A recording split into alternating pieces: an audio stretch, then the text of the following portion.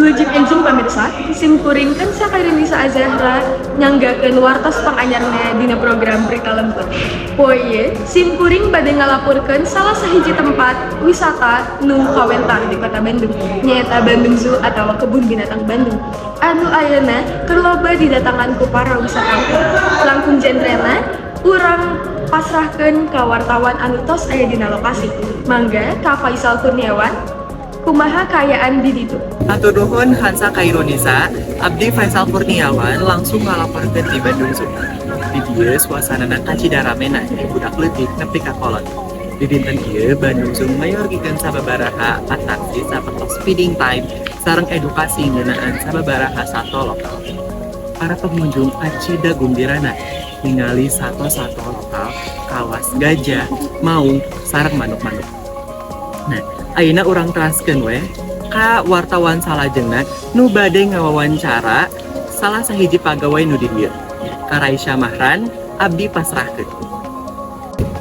Hatur nuhun ka Faisal Kurniawan, kiwari abdi tos sareng salah sahiji pagawe Bandung Zoo anu namina Kang Sandi, kumaha persiapan jeung program anu disayadikeun di Bandung Zoo ieu?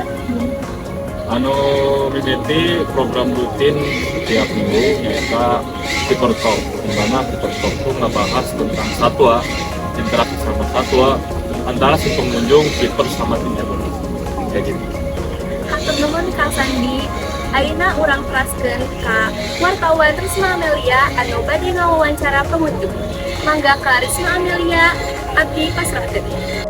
Hatur nuhun ka Raisya Mahran, kiwari abdi sareng salah sahiji pengunjung anu asalna ti Lembang anu nyamina Orang Bapak Asep terima. kumaha pengalaman Bapak sarentos kunjungan Bandung Zoo. Karena mah panunjun kayak lausen, bagasi, terang binatangna komplit. Jangan bau. Hatur nuhun ka Bapak, urang balikeun deui ka studio pikeun nutup laporan dinten ieu. Hatur nuhun ka sakumna wartawan anu tos ngalaporkeun berita dinten ieu tina lokasi. Mugia laporan dinten ieu bisa janten informasi penting kanggo pamirsa sadayana. Abdi Kansa ka Indonesia pamit mungkas berita dinten ieu. Wilujeng ngalajengkeun kagiatanna mugia sadayana dina kaayaan sehat walafiat.